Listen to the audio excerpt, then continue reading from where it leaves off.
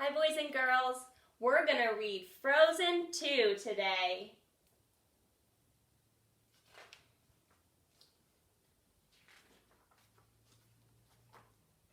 King Agnar of Arendelle loved telling his daughters, Elsa and Anna, stories of long ago. One night he told them about the Northuldra, a people who lived in harmony with the spirits of nature. The story left Anna and Elsa with many questions. But it was late, so their mother, Queen Iduna, lulled them to sleep with a lullaby. She sang of a river called Ottahollan, which held all the answers to the past. Elsa wondered if Ottahollan knew why she had magical powers. Someone should really try to find it, she said before dozing off. Look, there's little Elsa and little Anna.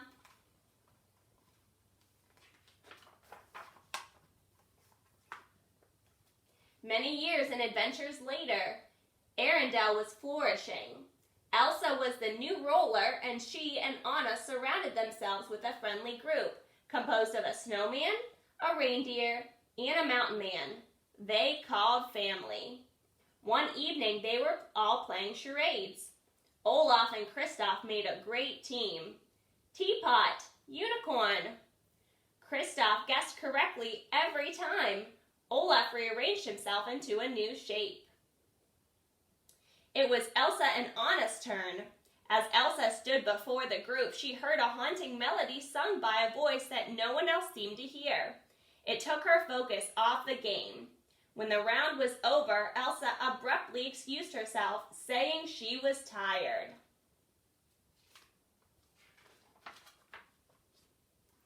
Anna knew her sister wasn't just tired.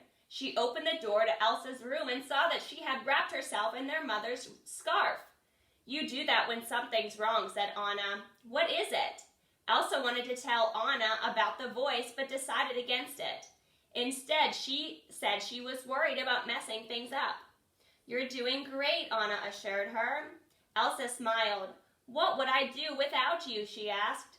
You'll always have me, replied Anna. Later that night, the voice woke Elsa, louder and more insistent than before. She followed it to the fjord. She needed to know more about it. Elsa began to sing along with the voice's call. As she did, she felt her magic getting stronger. The voice encouraged her to use her power in new ways. Elsa found she could pull moisture out of the air and create wonderful fleeting images made of snow. How can this be happening, she thought. Look at all the images she's making out of snow. Then Elsa felt the voice pull away from her. She reached for it and a shock wave of magic blasted from her in every direction. The moisture in the air froze into crystals that dotted the sky as far as she could see. Suddenly, an explosion of light came from the north. The shock wave woke Anna. When she saw that Elsa was not in her bedroom, she raced for the castle doors. Just as she stumbled into the courtyard, the frozen crystals fell from the sky. The sound of crashing ice crystals brought the villagers out of their homes as well. All around them, lanterns suddenly flickered out, and the water in the fountains began to dry up. The sisters found each other, and it was clear to them that something was very wrong. The ground shook and the wind blew the villagers, pushing everyone toward the cliffs. After they were all safe, Elsa told her sister about the voice. A voice? Asked Anna. What kind of voice? What did it say? Elsa revealed that the voice hadn't said anything. It had simply shown her to the enchanted forest. She knew she needed to travel there. Not without us, you don't, Anna said. The ground rumbled again, but this time it was the mountain trolls rolling through the pass. Grandpappy went straight to Elsa. Much about the past is not what it seems, Pappy said. When one can see no future, all one can do is the next right thing. Elsa had to find the voice, and this time, Anna, I am not afraid, she said. Grandpappy told Anna he would take care of the villagers, but she needed to watch over Elsa. I won't let anything happen to her, Anna promised. Look, there's Grandpappy talking to Elsa.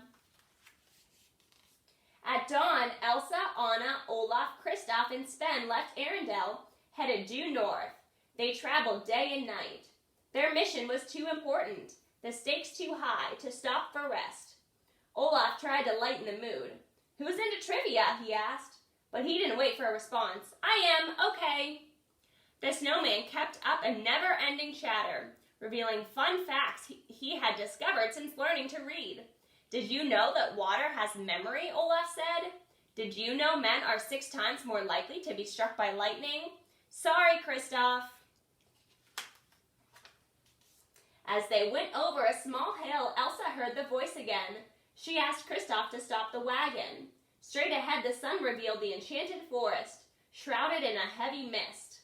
Elsa raced across the plain with Anna right behind her, but they stopped before reaching the mist. "We do this together, okay?" Anna said. "Together," Elsa replied. At once, the mist began to part. Look at that mist.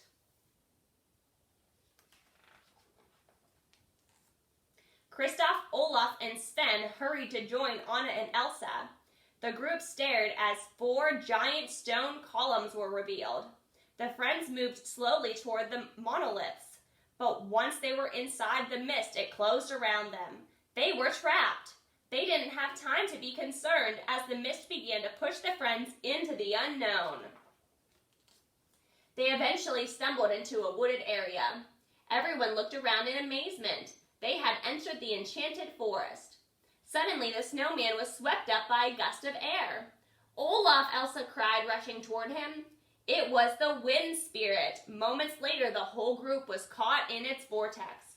Look, they're all caught in the wind. Elsa sent a blast of magic that pushed everyone out of the whirlwind except her. She filled the vortex with a steady stream of snow and slowed its spinning.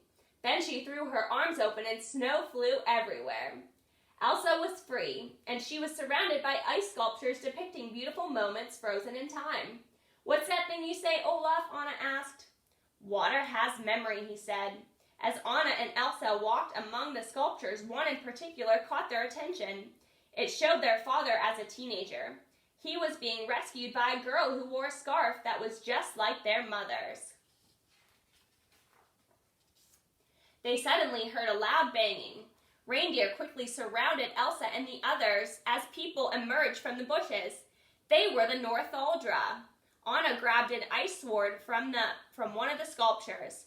"Lower your weapon," said a Northuldra woman named Honeymaren. Seconds later, soldiers from Arendelle in faded and tattered uniforms appeared. "And lower yours," Lieutenant Matthias of the Arendellians said to Honeymaren. But another Northuldra, Yelena, sneaked up behind them. "Threatening my people again, Lieutenant," she said. The 2 groups charged, both wanting to be the first to capture the sisters and their friends. Elsa used her magic to make the ground slick, causing the Northuldra and the Arendellian soldiers to slip and fall. "That was magic," Matthias cried. As Matthias got to his feet, Anna asked, "Do I know you?" She and Elsa walked over to him. Then it hit her. His portrait was in the castle. "You were our father's official guard," Anna exclaimed. I see him in your faces," Matthias said. The young Northuldra were also eager to meet Anna and Elsa. Honeymaren approached them and asked about the scarf Anna was carrying. Anna explained that it had been given to her father, who had then given it to her mother. It was remarkable to all that a traditional Northuldra scarf was cherished by an Arendellian queen. Maybe the 2 sides were more alike than different. Without warning, a bright light shot out from behind a tree. It was the fire spirit. Everything it touched burst into flame. People scattered, but Elsa stayed to battle the blaze with her magic. The Northuldra reindeer panicked and ran. Kristoff jumped onto Sven and took off after them. Elsa spotted the tiny fire spirit, a salamander, under a rocky overhang. Elsa held out her hand and the spirit cautiously climbed onto it. She smiled and sprinkled the salamander with snowflakes. All of a sudden, Elsa heard the voice, and so did the fire spirit. The 2 of them turned toward its calling. "We have to go north," Elsa said, and it was time to move on. Elsa started walking. Even though Kristoff and Sven were away from the camp, Anna and Olaf knew they had to leave immediately with Elsa. It felt as if they had been walking for hours when a distressing sight came into view, the wreckage of an Arendellian ship. When they got closer, Elsa and Anna realized it was their parents' ship. Inside, Anna found a map. Otta Holland, the river from their mother's lullaby, was clearly marked on it. Elsa was devastated. "This was my fault. They were looking for answers about me." "Hey, you are not responsible for their choices," said Anna. Elsa let that sink in. She knew Anna was right, but she also knew that the next part of the journey would be the most dangerous. She had to go alone. If anything happened to Anna, she wouldn't be able to bear it. She conjured up an ice boat beneath Anna and Olaf and sent them down a dry riverbed. Anna reached for something, anything to stop their boat, but they slipped into a quickly flowing river that took them farther from Elsa. As their ice boat continued downstream, Anna spotted earth giants sleeping along the shore. The giants stirred as Anna and Olaf drifted silently by. As perilous as the moment was, Anna couldn't help wondering what dangers Elsa was facing. Look at the earth giants. Elsa had in fact reached the dark sea. Its ferocious waves made it nearly impossible for her to cross. Elsa was determined, but time and time again the sea pushed her back, and then it pulled her under. She managed to reach the surface and create an ice slide, but when the waves broke it, she dove straight into the water, not noticing an enormous creature watching her. Below the waves, Elsa was confronted by a looming spirit that took the form of a horse, the Water Nook. The spirit charged at Elsa over and over, but Elsa didn't surrender. She summoned all her power to create an ice brindle, which she hooked onto the massive horse. At last, the Water Nook responded to Elsa's command. Together, they galloped to the other side of the dark sea.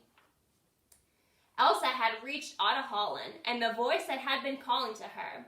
The answers to all her questions were there, just as her mother's lullaby had promised. But more than the truth about her magic, Elsa also discovered peace. A peace she couldn't wait to share with her sister, the spirits, and spread throughout the kingdom. Meanwhile, Anna and Olaf had found refuge in a cave. A twinkle of snowflakes rushed in and formed an ice sculpture. It was a signal from Elsa that she was safe, and soon they would be all together again. Thank you so much for listening to this story. I'll see you soon. Bye.